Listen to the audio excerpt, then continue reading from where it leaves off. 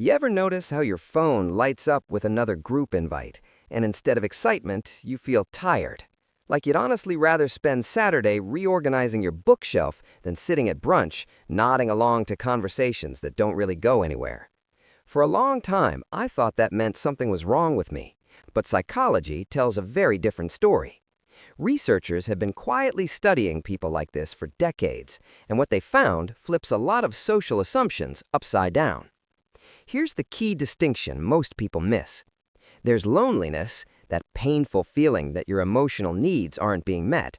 And then there's chosen solitude, a state where being alone actually feels grounding, calm, even fulfilling.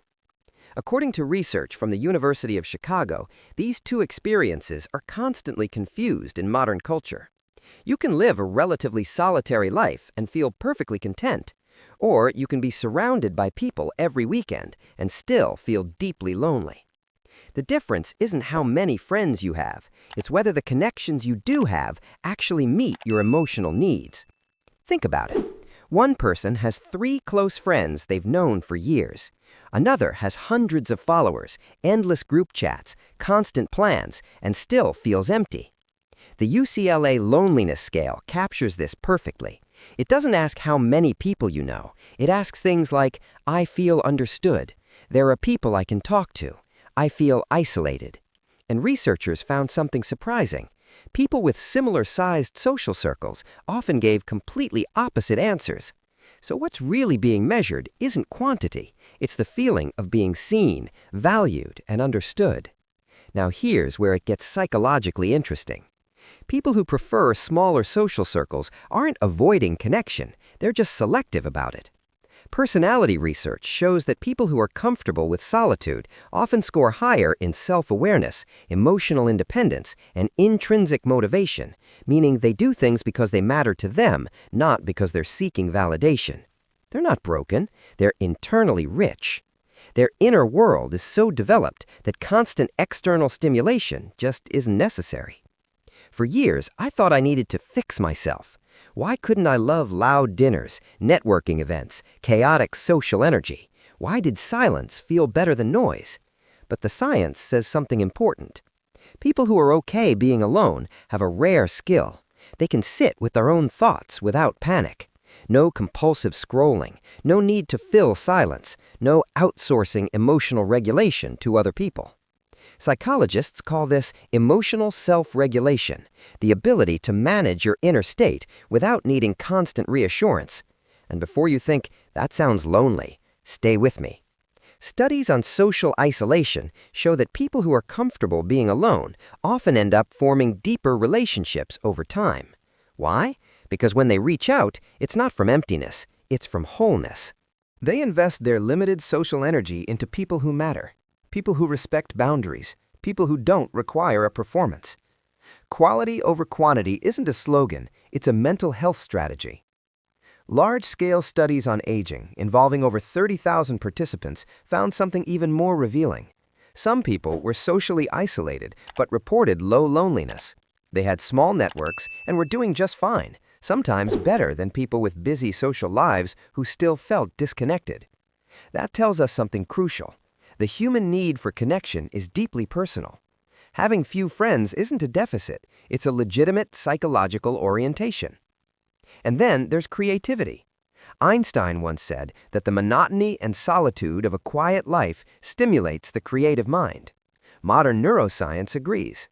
When you're not constantly managing social dynamics, reading faces, navigating group energy, performing roles, your brain enters what psychologists call divergent thinking. This is the state where original ideas form, where unusual connections happen, where creativity actually breathes. People with fewer friends aren't missing out on inspiration, they're making room for it.